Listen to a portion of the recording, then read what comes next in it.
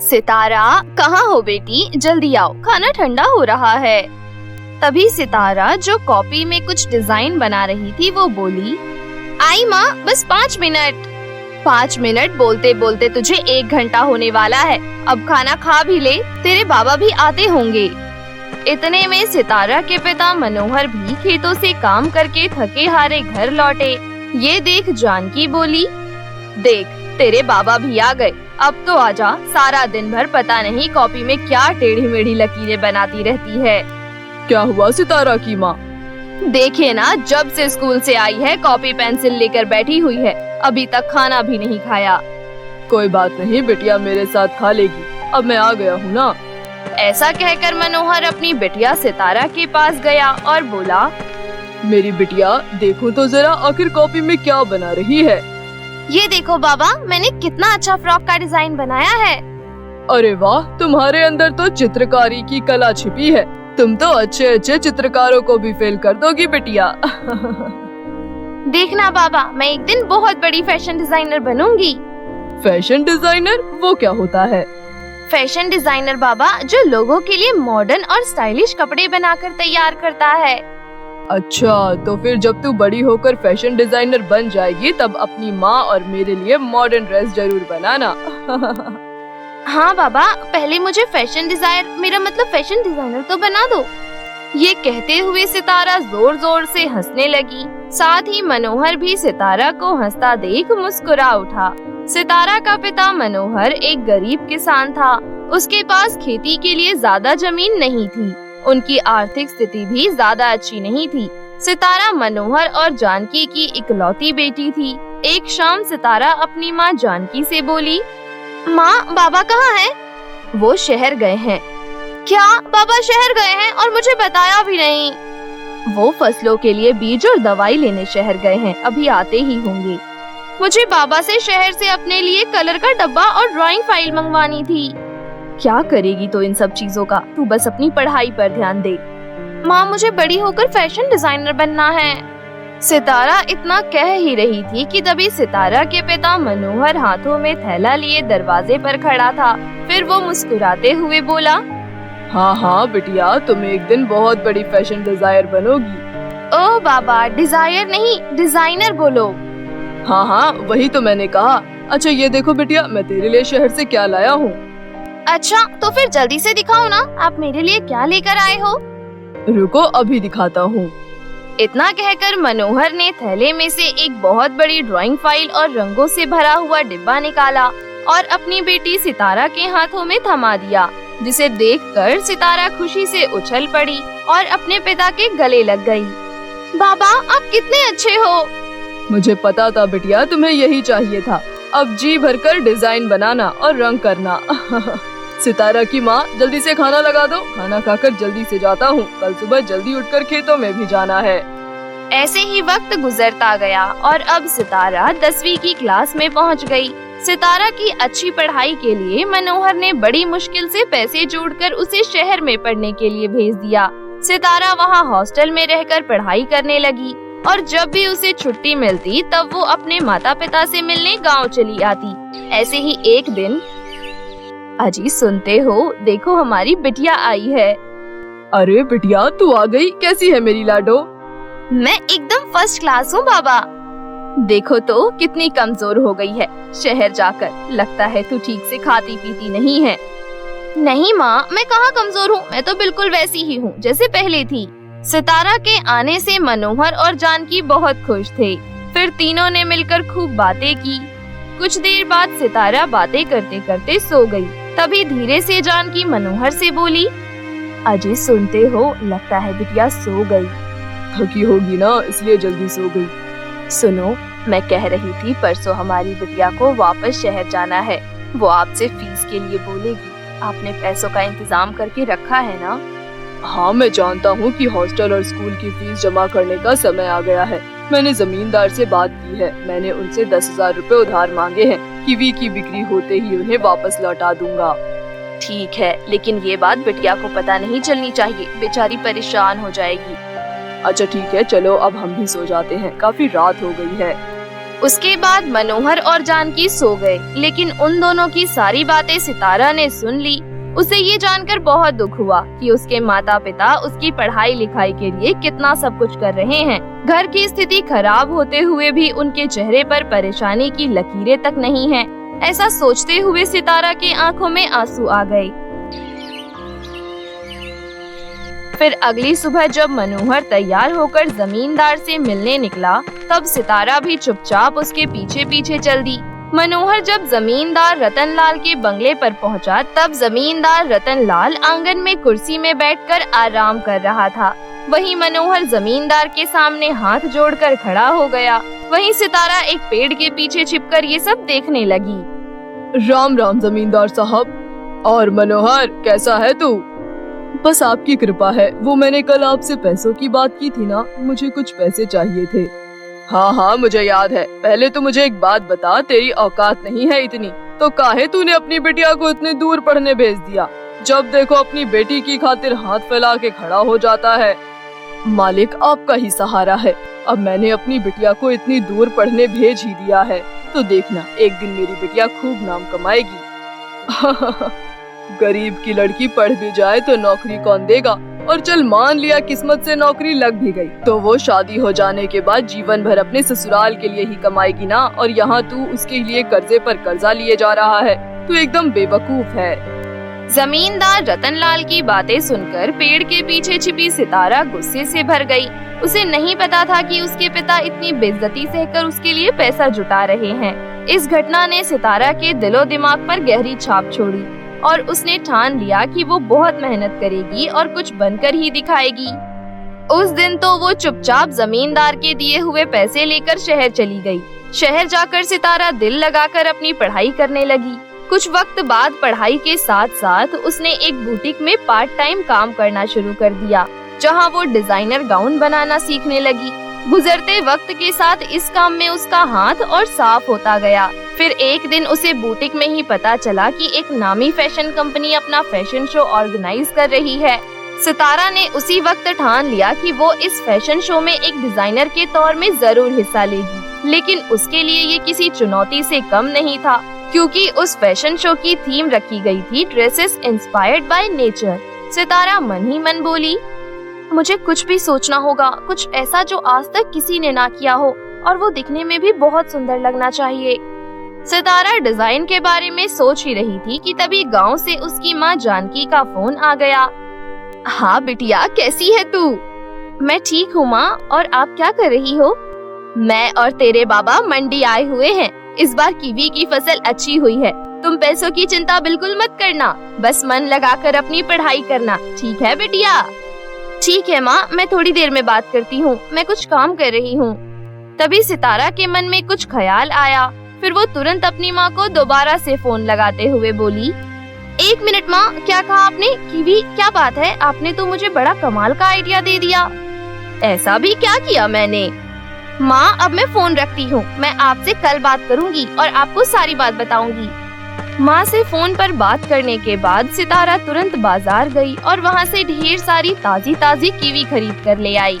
फिर 2 दिन बाद फैशन शो में सितारा के नाम का अनाउंसमेंट करते हुए स्टेज होस्ट बोली, और अब आ रही है मिस सितारा, जो ना सिर्फ एक मॉडल है बल्कि अपनी ड्रेस की डिजाइनर भी वो खुद ही है।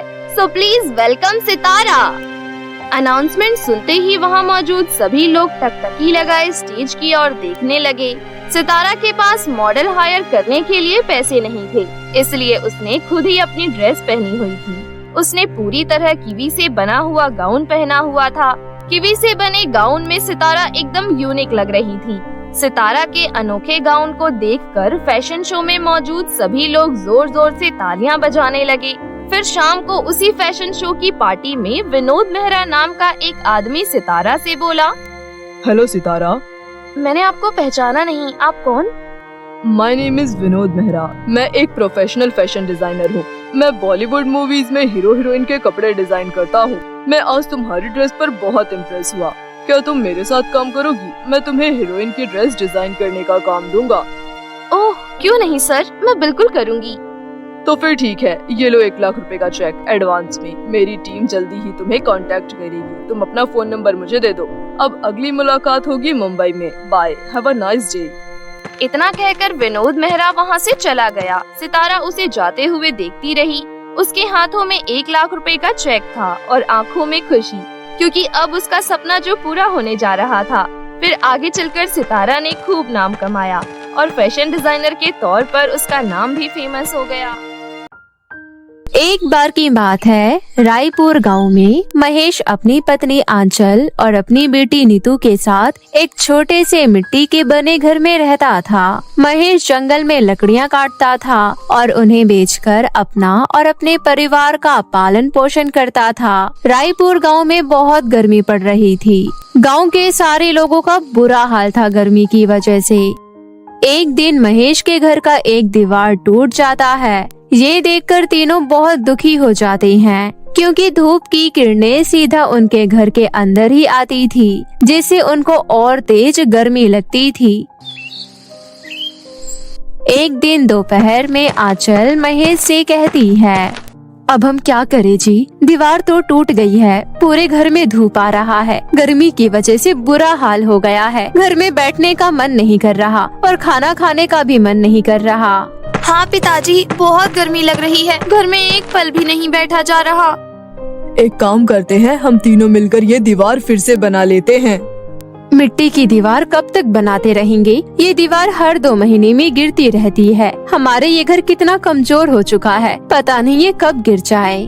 तो क्या करें आंचल, दीवार तो बनाना जरूरी है। इतनी गर्मी में हम कैसे रहेंगे? ऐसे तो हम तीनों बीमार हो जाएंगे। पिताजी, मेरी सहेली सरिता है ना, उसके पिताजी ने घास का घर बनाया है और वो लोग उसी में रहते हैं। उन्होंने घास से 4 घर बनाए हैं। एक घर में वो रहते हैं और बाकी के घर उन्होंने किराए पर दे दिए हैं। पिताजी, क्यों ना हम भी घास का घर बनाएं? और मैंने सुना है कि घास के ऊपर पानी डालने से वो घास एकदम ठंडी हो जाती है, जिसकी वजह से घास के घर के अंदर बहुत ठंडा लगता है, गर्मी बिल्कुल महसूस नहीं होती है। नीतू सही कह रही है, हम भी घास का घर बनाते हैं ना। और घास के लिए कौन से हमें पैसे चाहिए, जंगल में तो ऐसे ही बहुत सारे घास मिल जाता है। घास का घर कैसे बना सकते हैं हम? पिताजी, मैं आपको बताऊंगी कि घास का घर कैसे बनाते हैं। पहले हमें जंगल में जाकर घास लेकर आनी होगी। नीतू के कहने पर तीनों जंगल की तरफ घास ढूंढने के लिए चल पड़ते हैं। गर्मी के मौसम के कारण सारे पेड़ पौधे सूख चुके थे। जंगल में कहीं पर भी घास का नामो निशान नहीं था। तीनों घास ढूंढते ढूंढते थक जाते हैं। तभी आंचल कहती है, सुनिए जी, मैं बहुत थक गई हूँ। हम कितने दूर तक आ चुके हैं और हमें घास अभी तक नहीं मिला। अब हम घास कहाँ से लाएंगे? तुम सही कह रही हो, हम काफी दूर तक आ गए हैं। अब हमें इससे आगे नहीं जाना चाहिए, क्योंकि मैंने सुना है कि इससे आगे बहुत विशाल जंगल है और वहाँ पर जंगली जानवर रहते हैं। हमारा वहाँ जाना खतरे से खाली नहीं होगा। क्या जंगली जानवर? अरे बाप रे, नहीं जी, हम वहाँ नहीं जाएंगे। चलिए वापस घर चलते हैं, अब थोड़ी देर बाद अंधेरा हो जाएगा। चलो नीतू, घर चलते हैं। महेश और आंचल जाने लगते हैं, लेकिन नीतू वहीं उदास खड़ी रहती है। ये देखकर महेश परेशान हो जाता है और नीतू से कहता है, नीतू बेटा, घर चलो, वहाँ क्यों खड़ी हो? नीतू एकदम खामोश खड़ी रहती है। आंचल उसके पास आती है और कहती है, बेटा चलो घर चलो, शाम होने वाली है। माँ, घास मिल जाती तो कितना अच्छा होता ना, हमें गर्मी में नहीं रहना पड़ता। तीनों वहाँ से जाने लगते हैं। तभी महेश सोचता है, लगता है घास के नाम मिलने से मेरी बेटी उदास हो गई है। मैं अपनी बेटी को दुखी नहीं देख सकता। महेश आंचल को आवाज लगाता है, आंचल, तुम और नीतू घर चले जाओ, अंधेरा भी होने वाला है और आज मैंने लकड़ियाँ भी नहीं तोड़ी है। तो मैं जंगल में आ ही गया हूँ तो लकड़ियाँ तोड़ ही लेता हूँ। उन्हें बेचकर थोड़े से पैसे मिल जाएंगे। तो तुम दोनों घर जाओ, मैं थोड़ी देर बाद आ जाऊँगा। आप कल लकड़ियाँ तोड़ लेना, अब अंधेरा भी होने वाला है। ज्यादा रात हो जाएगी तो आप कैसे आओगे घर? जंगल में मेरा रोज का आना जाना है, मुझे सारे रास्ते अच्छे से याद हैं। मैं जल्दी घर आ जाऊँगा। महेश की बात सुनकर आंचल और नीतू घर चले जाते हैं। इधर महेश जंगल के गहरे हिस्से में चला जाता है और सोचता है, मुझे तुरंत ही कहीं से भी घास ढूंढकर घर जाना होगा। महेश अपनी बेटी के खुशी के खातिर जंगल के सबसे खतरनाक हिस्से में चला जाता है। महेश उस जंगल में डर डर के चलता है। उसे वहाँ पर भी कहीं घास नहीं मिलता है। महेश परेशान होते हुए सोचता है। इतनी दूर आने के बाद भी घास नहीं मिली। जंगल की सारी घास कहाँ गायब हो गई? तभी जंगल में झाड़ी के पीछे से अचानक शेर आ जाता है और महेश के पीछे दौड़ने लगता है। महेश शेर देखकर तेजी से भागने लगता है और तभी वो एक छोटे से घास के गड्ढे के अंदर गिर जाता है और वो बेहोश हो जाता है। जब उसकी अगली सुबह आँख खुलती है तो वो देखता है कि वो अपने घर के आंगन में घास के ऊपर पड़ा हुआ है और उसके पास आंचल और नीतू खड़े होकर उसे देख रही हैं। तभी महेश कहता है, आंचल भागो, शेर आ जाएगा, जल्दी भागो। शेर आ जाएगा? ये आप क्या कह रहे हो? आप अपने घर के आंगन में हो। महेश उठकर चारों तरफ देखता है तो वो अपने गांव और अपने घर के आंगन में था। ये देखकर महेश का सर चकराने लगता है और महेश आंचल से कहता है, ये कैसे हो सकता है? मैं जंगल में था और मेरे पीछे शेर पड़ गया था। मैं तेजी से भागा और एक घास के गड्ढे में गिर गया। तभी महेश की नजर घास की तरफ जाती है। घास को देखकर महेश कहता है, अरे ये घास यहाँ कैसे आ गई? ये तो जंगल में थी। जी आप यहाँ बेहोश पड़े थे और ये घास का गड्ढा आपके पास ही पड़ा हुआ था। ये कैसे हो सकता है? मैं जंगल से यहाँ कैसे आ गया? मैंने तो इस घास को हाथ भी नहीं लगाया था। फिर मैं इस घास के साथ यहाँ कैसे आ गया? ये सब क्या हो रहा है? मेरे तो कुछ भी समझ में नहीं आ रहा। थकान के कारण आपको कुछ याद नहीं आ रहा। लगता है आप बहुत थक गए हैं। आपने शायद सपना देखा होगा कि शेर आपके पीछे पड़ा है। चलिए आप हाथ मुंह धो लीजिए और चाय पी लीजिए।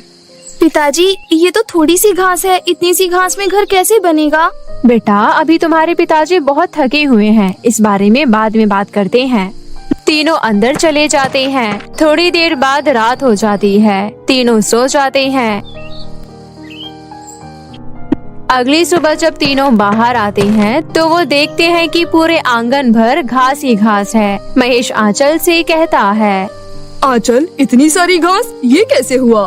तभी उस घास से आवाज आती है, महेश, तुम्हें परेशान होने की जरूरत नहीं है। मैं एक जादुई घास हूँ। तुम इन घासों से अपना घर बना लो, क्योंकि मैं खत्म नहीं होने वाली, ना कभी मुरझाने वाली हूँ। उस जंगल में उस शेर से मैंने ही तुम्हें बचाया था। मैं कई वर्षों से उस जंगल में पड़ी थी। कोई भी मुझे अपने साथ नहीं ले जा रहा था, पर जैसे ही तुम मेरे ऊपर आकर गिरे तो मैंने झट से तुम्हें अपने जादू से वहाँ से गायब कर दिया।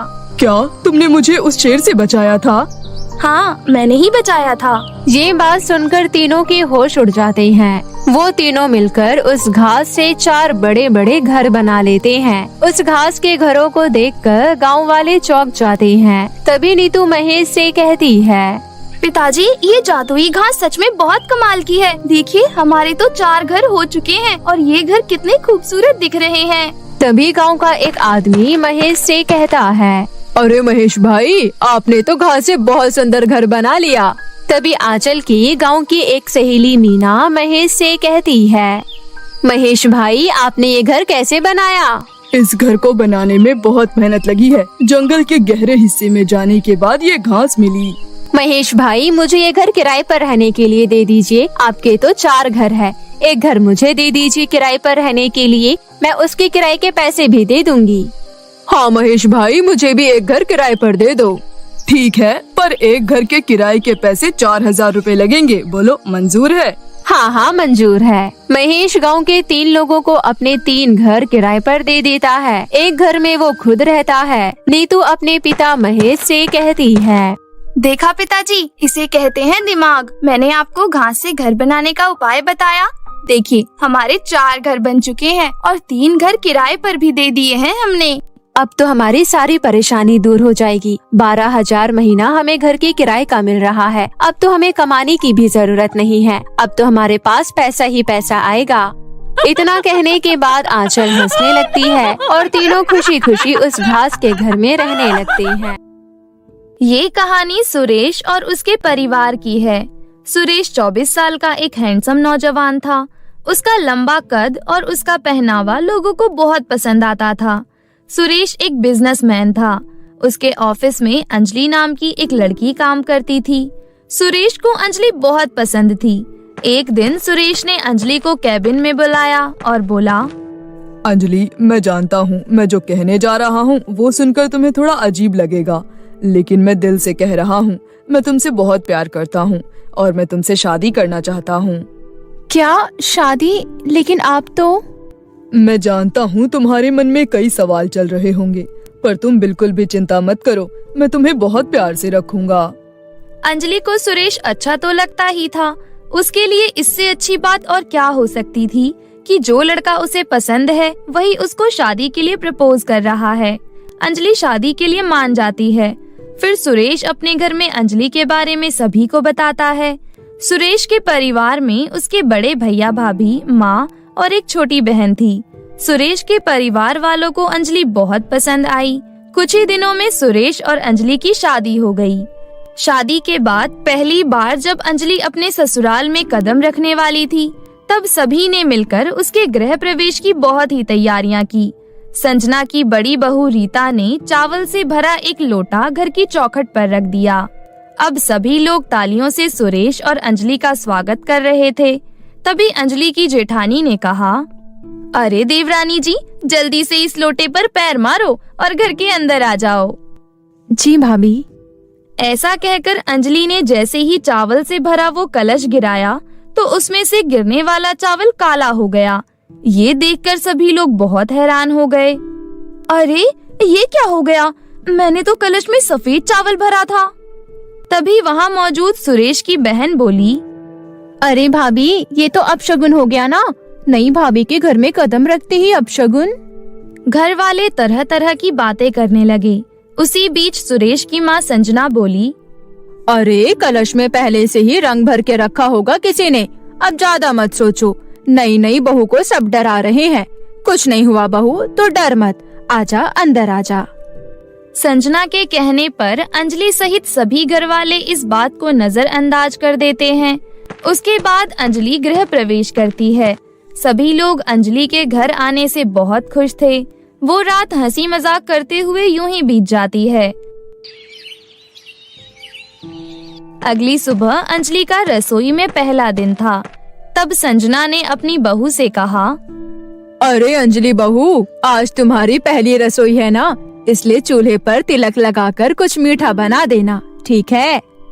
ठीक है मम्मी जी, लेकिन रसोई में सामान कहाँ है? ये तो मुझे पता ही नहीं है।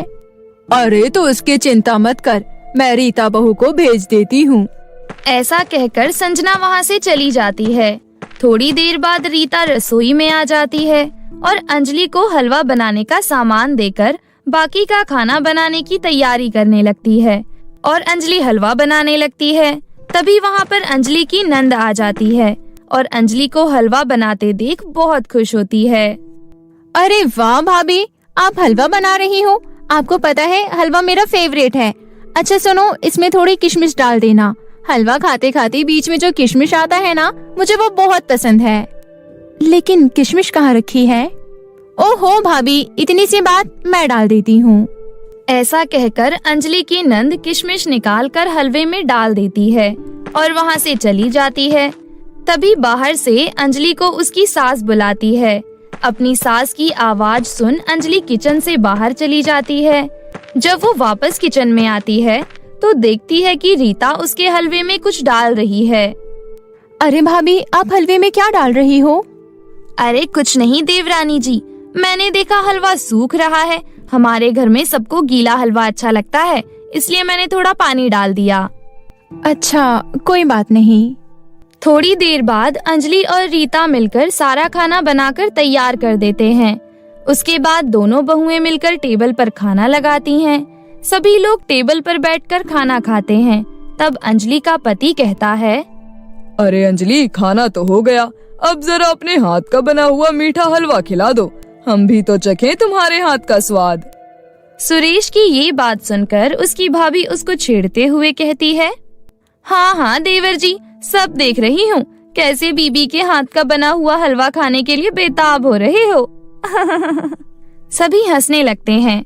फिर अंजलि सभी के लिए हलवा लेकर आती है और सबको परोस देती है। तभी सब देखते हैं कि हलवे का रंग तो लाल हो गया है। ये देखकर सभी घबरा जाते हैं। तब रीता कहती है, अरे अंजलि, हलवे का रंग देखो, ये तो खून जैसा लाल हो गया। लेकिन ऐसा कैसे हो सकता है? मैंने हलवा अपने हाथों से बनाया था, आखिर ये सब क्यों हो रहा है? हाँ, भाभी सही कह रही है। भाभी के हलवे में मैंने ही किशमिश डाली थी। ये सब क्या हो रहा है माँ? जब से अंजलि भाभी घर आई है कुछ न कुछ अपशगुन होता ही जा रहा है। कल गृह प्रवेश में चावल काले हो गई थी और आज रसोई के रसम में हलवा लाल हो गया। पता नहीं बच्चों, मैं नहीं जानती ये सब क्यों हो रहा है। मुझे तो लगता है हमारे घर को किसी की नजर लग गई है। लेकिन सासू माँ, ये सब क्यों हो रहा है? अरे बहू, इस बारे में तुम ज्यादा मत सोचो, अपना मूड खराब मत करो। हाँ भाभी, मम्मी सही कह रही है, इतना परेशान मत हो। आओ बैठो, हम सबके साथ नाश्ता कर लो। अंजलि जब से घर में आई थी उसके साथ बहुत अजीब अजीब सी चीजें हो रही थीं, जिसके कारण अंजलि बहुत परेशान थी। लेकिन इन सब के बीच उसकी मुंह दिखाई की रस्म भी होने वाली थी। उसे मुंह दिखाई का तोहफा देने के लिए पड़ोस की कुछ औरतें आने वाली थी। अंजलि बहू, तुम्हारी मुंह दिखाई की रस्म के लिए पड़ोस की कुछ औरतें आने वाली है।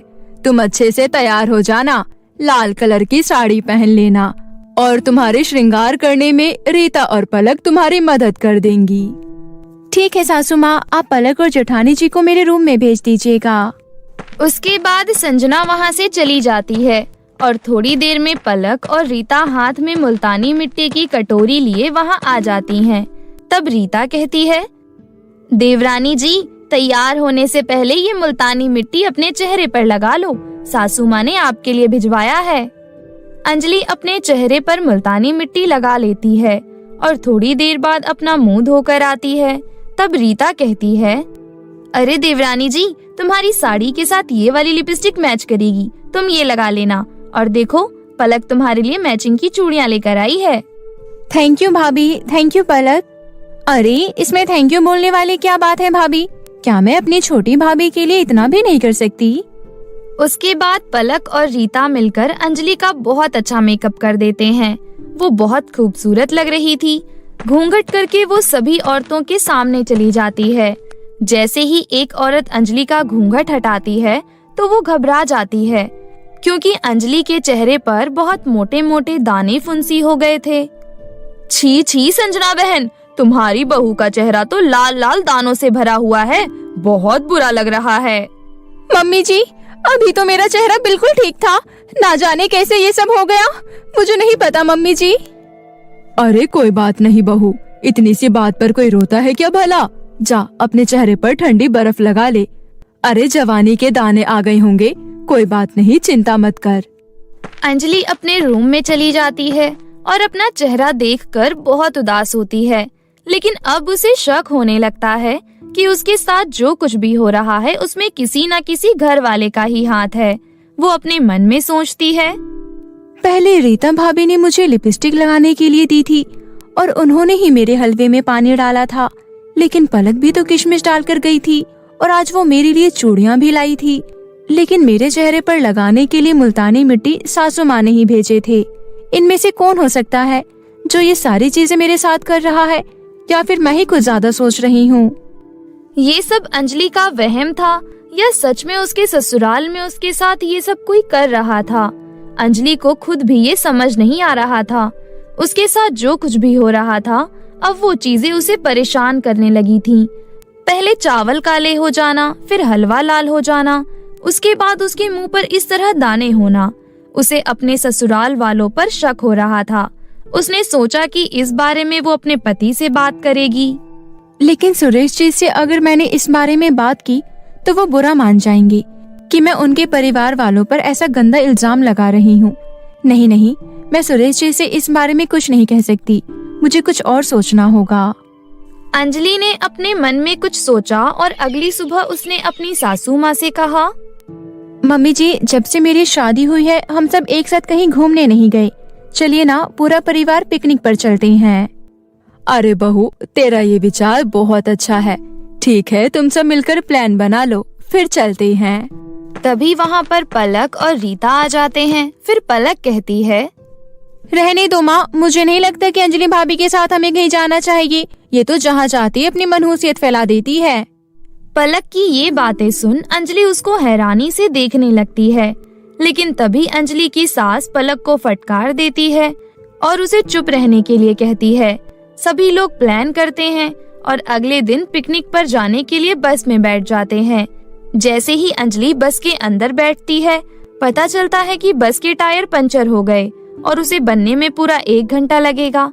तब पलक कहती है, देखा माँ, मैं कुछ गलत नहीं कह रही थी। जैसे ही भाभी ने बस के अंदर पैर रखा, बस के टायर पंचर हो गई। मुझे तो लगता है अंजलि भाभी सच में मनहूसियत फैलाती है।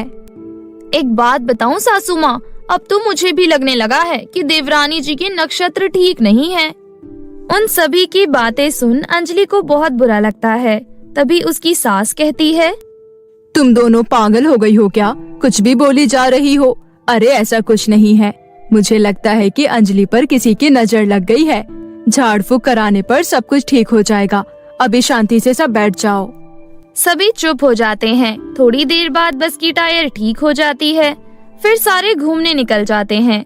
अंजलि को बहुत बुरा लग रहा था, लेकिन वो परिवार वालों की पिकनिक खराब नहीं करना चाहती थी, इसलिए उसने किसी को कुछ नहीं बोला।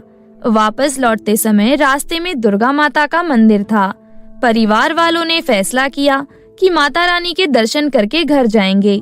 सभी मंदिर के अंदर जाने लगे। तभी अचानक से संजना ने कहा, बेटा, मुझे लगता है मेरा पैर मुड़ गया। तुम लोग माता रानी के दर्शन कराओ। मैं मंदिर के बाहर बैठकर तुम लोगों का इंतजार कर लेती हूँ। ठीक है माँ, आप यहीं बैठकर आराम करो। अपनी माँ को छोड़कर सुरेश पूरे परिवार के साथ मंदिर के अंदर चला गया। जब मंदिर के पुजारी की नजर अंजलि पर गई, तो उसने अंजलि के कान में कुछ कहा। सभी लोग ये देखकर आश्चर्यचकित हो गए। भाभी, पुजारी जी ने आपके कान में क्या कहा? हमें भी बताइए। हाँ अंजलि, क्या कहा पुजारी जी ने तुम्हारे कान में? पुजारी जी ने कहा है कि हमारे घर को किसी की नजर लग गई है, तो हमें महामृत्युंजय मंत्र का पाठ करना होगा। इससे हमारे घर में शांति बनी रहेगी। अच्छा, अगर घर में शांति बनी रहेगी तो कोई बात नहीं, करवा लेंगे हम ये पाठ। उसके बाद सभी लोग घर आ जाते हैं। अगले दिन वही पुजारी घर आता है और घर में बैठकर महामृत्युंजय मंत्र का पाठ करने लगता है और कहता है, घर के सभी सदस्य को पूजा में बैठना होगा, नहीं तो घर में शांति नहीं होगी। इस घर को किसी की बहुत बुरी नजर लग चुकी है। पूजा में तो सब है सिवाय मम्मी के। मैं अभी मम्मी को बुला कर लाती हूँ। पलक संजना को जबरदस्ती लेकर आती है।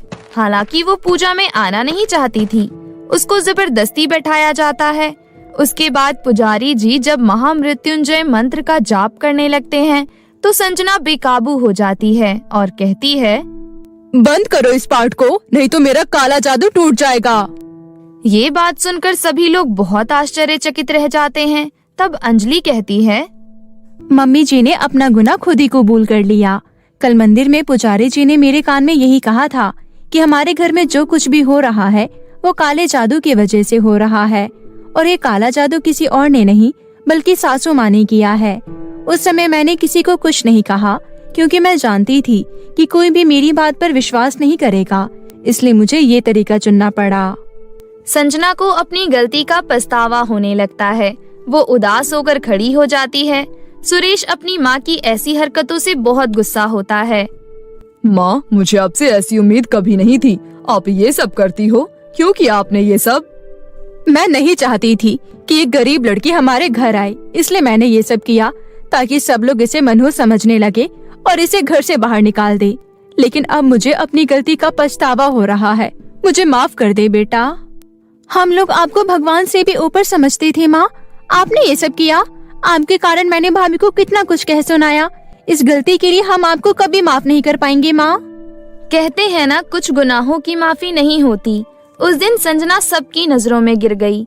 वो अपने परिवार के साथ ही रहती थी, लेकिन अब कोई उसे पहले की तरह इज्जत और प्यार नहीं दे पा रहा था। उसका काला जादू अब उसकी काली किस्मत बन चुका था।